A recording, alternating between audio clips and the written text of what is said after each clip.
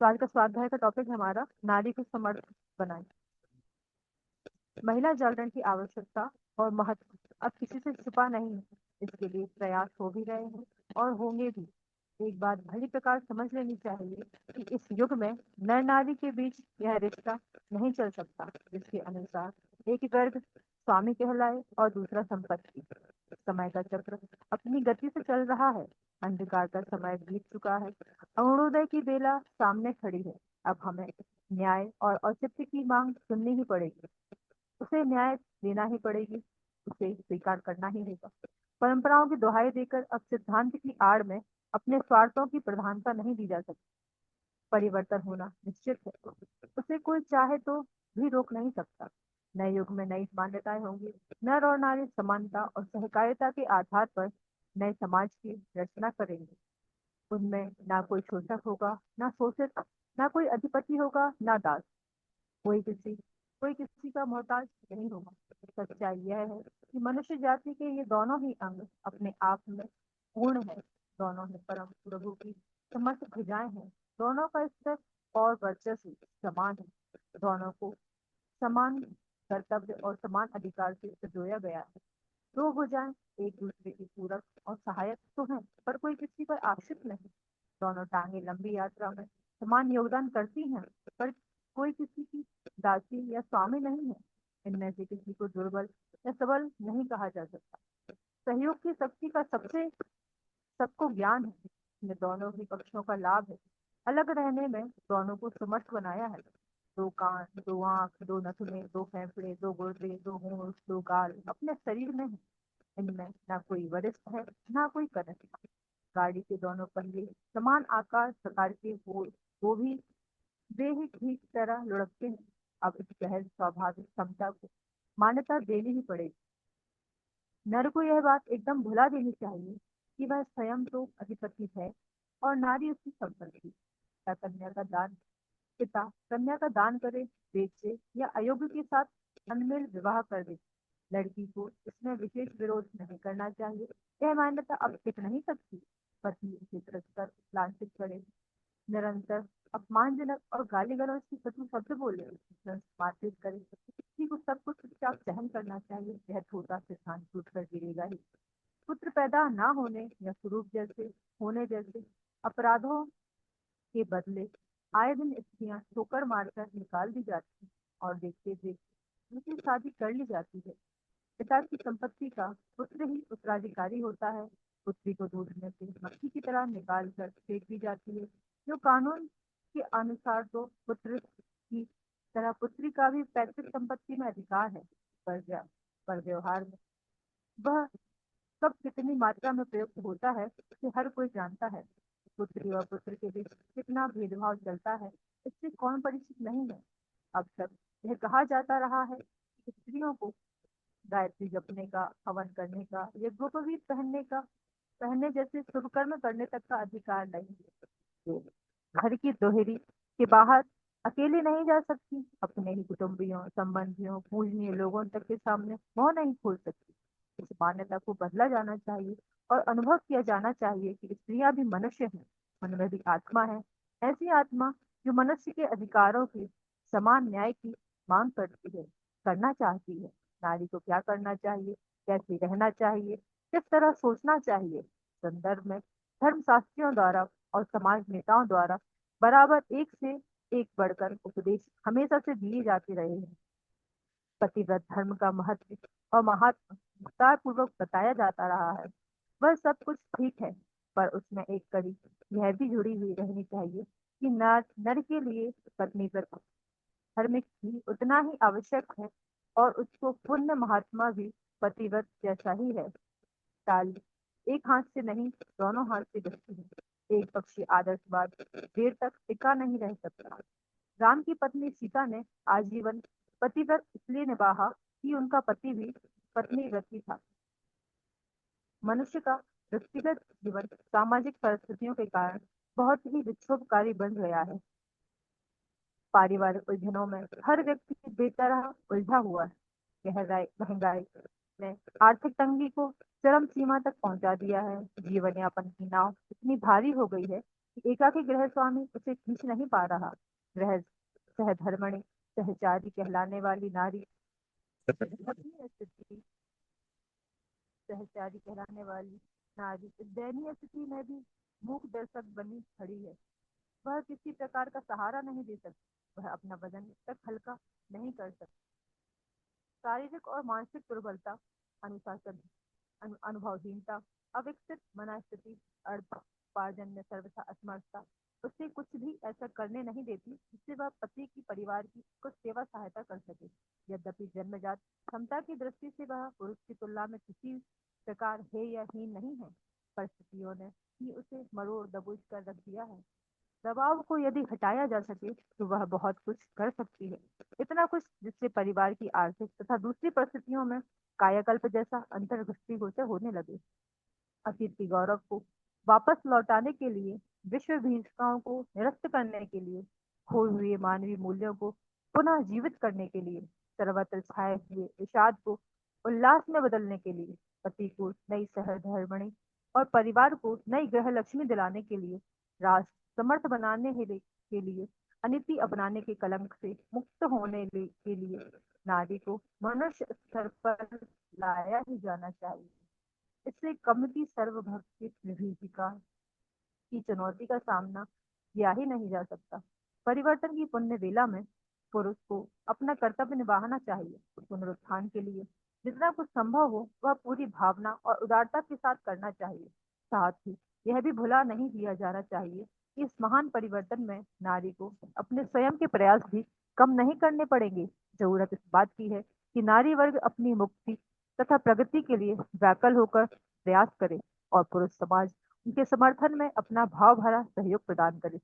पुरुषों द्वारा बीच में बढ़ती गई अनीति का यह सुंदर प्रायश्चित भी हो सकता है और भूल सुधार का लाभ भी मिल जाएगा। समाज की प्रगति की गाड़ी दलदल में फंसकर रह गई है, उससे निकलने के लिए नर नारी का संयुक्त प्रयास ही आवश्यक है। नारी जागरण अभियान ऐसी ही स्थिति पैदा करने के लिए प्रयत्न कर रहा है। जगह जगह इसके लिए व्यवस्थित संगठन खड़े किए जा रहे हैं और उनके द्वारा ठोस कार्यक्रम हाथ में लिए जा रहे हैं। यह समझ लिया जाना चाहिए कि हजार वर्ष के अंधिक युग की फैलाई गई विकृतियों को, अवांछनीयताओं को साफ करने के लिए ऐसी मजबूत झाड़ू चाहिए जो कचरे के ढेर कुड़ेदने, उखेड़ने, उठाने में समर्थ हो सके। यह झाड़ू एक दो सीखों से नहीं बनेगी, उसमें सैकड़ों तीलियों को सम्मिलित सहयोग होना चाहिए। इतना महत्वपूर्ण किंतु इतना कठिन प्रयोजन संघ शक्ति का उदय किए बिना और किसी भी तरह संभव नहीं हो सकता। छटपट व्यक्तिक प्रयत्नों की कुछ बूंदें इस जलते तवे को ठंडा करने में कुछ कारगर सिद्ध न होगी। इस दावानल को शांत करने के लिए घटाओं की अनवरत बूंद वर्षा ही कारगर होगी। नारी को पद्दलित स्थिति से उबार कर उसके सहज स्वाभाविक स्थान पर पहुंचाने का कांतकारी प्रयत्न संघ शक्ति के सहारे ही सफल हो सकेगा। कालचक्र अपनी धुरी पर द्रुत गति से परिभ्रमण कर रहा है। नारी का पुनरुत्थान अगले दिनों की सुनिश्चित संभावना है। इस महापरिवर्तन के समय के चक्र को अवरुद्ध कर सकना अब किसी के लिए भी संभव नहीं। अच्छा यही है कि प्रत्येक जागृत आत्मा समय की गति को पहचानने और उद्दीप्यमान सूर्य को अपना श्रद्धान्वित अभिनंदन प्रस्तुत करे। जागृत आत्माएं सदा अग्रिम मोर्चों पर रहती हैं। आंधी में पत्ते तो विवश होकर भी उड़ते हैं। सराहना उनकी है जो अपने शौर्य साहस का परिचय अग्रिम मोर्चे पर खड़े होकर प्रस्तुत करते हैं। राष्ट्र का स्वतंत्रता आंदोलन में लाखों ने बलिदान दिए, पर जो अग्रणी रहे यश उन्हीं को जाता रहा, श्रेय उन्हीं ने पाया। यह उचित भी था। वातावरण बनाने, आगे रहने और शुभारंभ कराने में असाधारण आत्मबल चाहिए। उपहास, जंग, असहयोग और विरोध सहते हुए भी जो बड़े, वे मनुष्य भी इसी योग्य है कि उन्हें भरपूर सराहा जाए।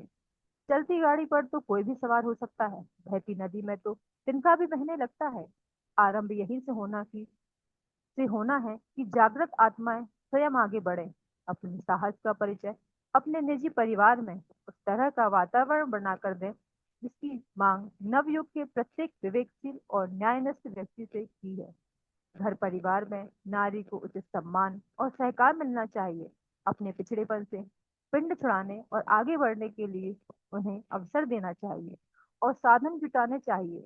साथ ही उसे संघ शक्ति के साथ मिलकर नई चेतना ग्रहण करने और नई प्रेरणा प्रस्तुत कर सकने की स्थिति में भी पहुंचना चाहिए। इसके लिए यह आवश्यक है कि वह अभिमान में सम्मिलित होकर बहुत कुछ पाने और देने का दोहरा लाभ प्राप्त कर सके। नारी पुनरुत्थान इतना महत्वपूर्ण और इतना व्यापक कार्य है कि उसके लिए प्रत्येक विवेकवान व्यक्ति को अपने अपने ढंग से योगदान करना ही चाहिए। इसमें हर स्थिति का हर व्यक्ति कुछ ना कुछ निश्चित रूप से कर ही सकता है। यदि आवश्यकता को भली प्रकार समझ लिया जाए और समाधान का समस्या का समाधान महत्वपूर्ण प्रतीत होने लगे, तो शिक्षित अशिक्षित नर नारी बाल वृद्ध धनी दरिद्री हर किसी के लिए यह संभव है कि वह अपनी वर्तमान स्थिति में रहते हुए भी किसी न किसी प्रकार सहयोग कर सके। ये गुरुदेव की बुक के कुछ अंश मैंने आपके सामने प्रस्तुत किए हैं। इस पुस्तक को पढ़ने के पश्चात मैंने भी कुछ इसमें से किया है, मैं वो भी आपसे थोड़ा सा शेयर करना चाहती हूँ कि गुरुदेव ने नारी जागरण की बहुत सारी बुक्स लिखी हैं। मतलब नारी जागरण पर गुरुदेव ने बहुत कुछ लिखा है। लेकिन सिर्फ लिखा ही नहीं है उन्होंने, सिर्फ लिखा ही नहीं है, माता जी को अपने समतुल्य बनाकर उन्होंने यह उदाहरण पेश किया है कि एक उदाहरण पेश किया है माता जी को अपने समतुल्य बनाकर। जिस समाज और देश में नारी पिछड़ी हुई है, वह देश कभी प्रगति नहीं कर सकता। जैसा कि गुरुदेव भी कहते हैं कि नारी को ऊंचा उठाने के लिए हमें अपने परिवार से शुरुआत करनी होगी। जैसे कि आपको पता है कि जो हमारी द्रौपदी मुर्मू है, हमारी राष्ट्रपति हैं, बाल्यकाल में उनकी दादी ने उनसे कहा था कि बेटी, एक एक लड़की का पढ़ना, एक शिक्षित होना बहुत आवश्यक है। उस बात को उन्होंने इतना जोर उसमें किया कि उन जहाँ गांव में कोई स्कूल नहीं था, वो बाहर जाके उन्होंने पढ़ाई की और उन्होंने आज इस मुकाम पर वो है कि हर कोई उनको जानता है। तो उनकी दादी का सिर्फ कितनी अच्छी रही होगी उस जमाने में भी कि उन्होंने एक लड़की को पढ़ाया, वो भी एक शेड्यूल कास्ट में और एक गांव में। तो ये सोच, एक विचार बहुत ही महत्व रखता है। ऐसा ही मैं अपने पापा को भी हमेशा धन्यवाद देती हूँ कि उन्होंने मुझे हमेशा अपने निर्णय लेने के लिए स्वतंत्र रखा। उन्होंने मुझे कभी किसी पर निर्भर नहीं होने दिया। तो आज मैं अपने सारे कार्य स्वयं कर सकती हूँ। मैं अपने पति को भी धन्यवाद देती हूँ, पतिदेव को भी बहुत बहुत धन्यवाद देती हूँ कि उन्होंने भी मुझे आगे बढ़ाया और वो मुझ पर विश्वास किया और प्रे, मतलब मेरा प्रेरणा स्रोत रहे हैं। और मैं ये सब चीजें आपको इसलिए बता रही हूँ क्योंकि अगर आपको अपनी बहन बेटी पत्नी माँ इन सबको आगे बढ़ाना है, तो आपको उनकी सहायता करनी होगी। आपको खुद से कुछ कदम उठाने होंगे। आगे बढ़ाने के लिए आपको आगे आना होगा। जैसे कहते हैं कि एक पुरुष, सफल पुरुष के पीछे एक महिला का हाथ होता है। ऐसा ही मैं मानती हूँ कि हर एक सफल महिला के पीछे भी एक पुरुष का हाथ होता है। और इसका एक उदाहरण बहुत अच्छा मैं आपको बताऊं। माता जी को सभी माँ माता जी को सभी माता जी कहते हैं। तो माता जी को सभी की माता जी किसने बनाया? गुरुदेव ने बनाया। गुरुदेव ने उन अगर आप उनको पढ़ते हैं तो इतना उनका हर इस क्षेत्र में, हर उसमें क्षेत्र में उनको इतना अ, सफल बनाया, उनको इतना सिखाया। जब गुरुदेव प्रस्थान करने वाले थे, तो उन्होंने माता जी को पत्रों के द्वारा कैसे कार्य करना है ये उनको सिखाया था। मैंने जो उनको पढ़ा, माता जी को, गुरुदेव को भी पढ़ा है, तो आपने भी पढ़ा होगा। तो जब वो बाहर रहते थे और यज्ञ वगैरह कराते थे, तो पत्रों के द्वारा माता जी को ये सिखाते थे कि कर्म कांड या कुछ भी जो है आगे, जो भी उनको उनकी लीलाएं थी, तो उन्होंने माता जी को, और वो पत्र अभी भी वहाँ संरक्षित हैं, तो आप उसको देख सकते हैं। ऐसा है। तो माता जी को माता जी बनाया गुरुदेव ने। तो अगर हमें अपने घर की महिलाओं को आगे बढ़ाना है, अगर हम चाहते हैं कि हमारा समाज नारी जागरण के लिए अगर हमें कदम उठाना है, तो हमें उसके लिए अपने घर से ही शुरुआत करनी होगी। धन्यवाद। प्रणाम सभी को, धन्यवाद। एक छोटा सा निवेदन था सभी से जो रोज मैं करता हूँ कि अगर कोई इसमें भागीदारी लेना चाहता है ना, तो आप लोग भी आगे आएं नहीं तो क्या होगा कि हम एक दो लोग ही रोज रोज बोलते रहेंगे, और आप अपनी स्वाध्याय के बारे में हमें प्रेरणा या कुछ ऐसी चीज बता नहीं पाएंगे। रोज आप सभी लोग भी पढ़ रहे होंगे कुछ ना कुछ तो गुरुदेव के बारे में। तो थोड़ा प्रयास करें। इसमें कोई ऐसी बात नहीं है कि आपका गला बहुत अच्छा है, आप बोलना बहुत अच्छा जानते हैं। हम जो दो तीन लोग बोलते हैं वो भी कोई बहुत बड़े वक्ता नहीं है। हमारा प्रयास है कि सभी लोग इसमें भागीदारी करें। तो कोशिश आप करें कि प्रयास करें। अगर आप पूरा नहीं बोल सकते तो आखिरी में जैसे अब दीदी ने खत्म किया, तो उनकी समाप्ति के बाद अब इसका सार भी कुछ बोल सकते हैं, जो कुछ पॉइंट लिख के रख सकते हैं, वो भी अच्छा लगेगा। या फिर आप कुछ अलग से अपना पढ़ रहे हैं तो कुछ एक छोटा सा पैरा भी आप बोल के प्रैक्टिस कर सकते हैं। आगे आने वाले दिनों में फिर आप पूरा सत्र जो हमारा 30 मिनट का होता है वो भी कर पाएंगे। तो इससे हमें क्या होगा, गुरुदेव का स्वाध्याय से तो हम जुड़ ही रहे हैं, साथ ही हमें बोलने की भी प्रैक्टिस होगी। क्योंकि अभी कुछ दिन पहले ये कार्यकर्ता प्रशिक्षण शिविर से हम लोग आए, वहाँ एक बहुत अच्छी बात बोली गई है कि कम से कम हमारे पास तीन उपलब्धि, तीन विशेषताएं तो इस मिशन को संचालित करने के लिए होनी चाहिए। जिसमें सबसे महत्वपूर्ण है कि हमें बोलना आना चाहिए, तब तो हम जाके समाज में कोई चीजों को लेके आ पाएंगे। तो हमें कोई भी ऐसा नहीं है जो प्रवीण वक्ता है या बहुत ही अच्छा बोलने वाला है या हमेशा हम बोलते रहें, पर अब जब मिशन से जुड़ गए हैं, चीजों को समझने लगे हैं, तो हम प्रयास कर रहे हैं। तो ऐसे ही आप लोगों से निवेदन है कि आप भी प्रयास करें। सब चुपचाप बैठ के हर बार हम निवेदन करते हैं, ना तो कोई ये बताता है कि हमें कुछ बोलना है, ना ही आखिरी में भी कुछ बोलता है। तो थोड़ा सा क्या होता है कि जो लोग बोल रहे होते हैं ना कहीं वही लगातार बोलते रहेंगे, फिर आपको ये लगेगा कि भाई हमें मौका नहीं दिया जा रहा, क्योंकि हम भूल जाएंगे फिर आपसे कहना। तो सभी से निवेदन है कि एक अल्टरनेट वो बनाया जाए, ग्रुप बना हुआ है। आप बीच में कभी भी 4 घंटे पहले दिन में कभी भी डाल दें कि मेरा ये टॉपिक, मैं तो कह रहा हूँ कि अगर नहीं बोलना है तो चलिए, हम जब बोल के खत्म करते हैं तो उसके बाद आप 2 मिनट 5 मिनट ले सकते हैं। थोड़ा नहीं, सा इसके सचिन बारे सोनी में भैया बताइए, ने, कमलेश भैया, नेतराम भाई, आदित्य भाई, सचिन आप सोनी लोग अनम्यूट करो, को बोलो इसके बोलना है बारे में। भैया, सचिन सोनी को बोलना है कोई, है, उन्होंने हाँ मैसेज बोलिए डाला है। बोलिए। ये आप मैंने उनको कर दिया अनम्यूट। अनम्यूट। अनम्यूट कर दिया कर दिया। प्रणाम भाई साहब। प्रणाम भैया। वो बोलिए बोलिए भैया। ये ये नारी जागरण के बारे में 21वीं सदी का जो गुरु जी ने कहा है, 21वीं सदी नारी सदी है। तो जी उसके संबंध में एक बार हम भोपाल से कहीं से आ रहे थे, तो ट्रेन में एक मतलब ऐसी चर्चा चल रही थी एकदम पत्ती से। जी। तो मतलब हमने बताया अपने गुरु जी के बारे में कि उन्होंने कहा है कि 21वीं सदी नारी सदी है, मतलब तो वो कहने लगे हाँ, 21वीं सदी नारी सदी है। हमने कही है, सब जगह नारियां मतलब अच्छे काम करेंगी, सब क्षेत्रों में आगे बढ़ेंगी। तो उन्होंने कहा हाँ, वो तो हमें पता है। फिर उन्होंने मतलब नेगेटिव चीज बताइए। तो मतलब फिर हमारा भी मनोबल थोड़ा सा अ, हम हिचक गए थे कि अब लोगों से मतलब कैसे बात करें, या हमारी कमी हो देखिए, सकती है, हम नहीं समझा पाए उन्हें। नहीं इसमें क्या है, एक छोटी सी सुझाव है कि आप जितना ज्यादा स्वाध्याय करेंगे ना, ये सत्र ही इसी के लिए है। आप लोग हाँ, समझिए। देखिए, आप पूरा अगर सिस्टम समझेंगे ना, हमारे यहाँ पर कार्यकर्ता कोई युवा जो है तहसील लेवल पे जुड़ नहीं रहे हैं। ठीक है, नारी हैं तो बात की बात है, पुरुष भी नहीं जुड़ रहे हैं।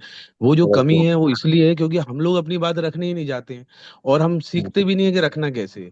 जब तक हम उसमें आगे नहीं बढ़ेंगे, सीखेंगे नहीं, तब तक हम रखेंगे नहीं, तो वो हमसे जुड़ेंगे ही नहीं। अब अगर उधर ही आप अपनी सही बात रखते और स्वाध्याय आपका अच्छा होता, तो उसी समय ही वो आदमी। तो ये कुछ ऐसे प्रेरणा वाली जो चीजें हैं ना, यही हम यहाँ पे आपके साथ प्रस्तुत करते हैं, आपके साथ भागीदारी करते हैं कि भाई वो चीज एटलीस्ट आपके पास पहुंचे। अब इसके आगे आप अगर कुछ पढ़ना चाहते हो तो आप भी वो कर सकते हो, लेकिन पढ़िए जरूर। इससे क्या है, आपको जी, एक आदत भी लग जाएगी पढ़ने की। और पढ़ने से जो आपकी वाणी में वजन आता है, जो प्रभाव आता है ना, वो कभी नहीं आता। पढ़िए, तभी जाके आपके शब्दों का सुधार होगा, बोलने की हिचक कम होगी। और इधर तो हम ही सब अपने ही घर परिवार है ये। तो यहाँ आप अगर कुछ छोटा सा तैयार करके लाके बोलेंगे तो बहुत आपको प्रैक्टिस भी हो जाएगी, और हम सभी लोगों को भी अच्छा लगेगा। तो सभी से निवेदन है कि थोड़ा सा तैयार करके आइए, 2 2 3 3 मिनट का। जैसे कोई एक व्यक्ति पूरा बोलता है तो आखिरी के 5 मिनट या 10 मिनट के उसमें या 2 मिनट में भी आप अपनी बात रख सकते हैं। जैसे अभी 9:29 हुए हैं, हमारा टाइमिंग आधा घंटा बहुत होता है। हम जी, 20 मिनट या 25 मिनट ही बोल पाते हैं, उसके बाद 5 मिनट हम इसी तरीके की चर्चा करते हैं। वो चर्चा इसीलिए कि आप सबका प्रोत्साहन हो। कोई एक ऐसा ना हो कि भाई एक लिमिटेड वक्ता बन जाए, वही बोलते रहे हमेशा। तो क्या होगा, हमारा जो मुख्य उद्देश्य है कि सभी लोग स्वाध्याय से जुड़ें, वो पूरा नहीं हो पाएगा। हाँ। आपको एक प्रेरणा बनेगी। आप सिर्फ कुछ नहीं बोल सकते ना, तो ये बोलिए, भैया आज हमने ये पुस्तक का स्वाध्याय किया और ये मुझे बहुत अच्छी लगी, बस। भाई इतना भी ये बोल देंगे ना, सफिशिएंट है। हर एक व्यक्ति अगर इतना भी फीडबैक दे देगा ना, तो हमें बहुत अच्छा लगेगा कि चलो ये स्वाध्याय सत्र सफल हुआ, और इसका जो हम उद्देश्य जो हमने निर्धारित किया था वो पूरा होता जा रहा है।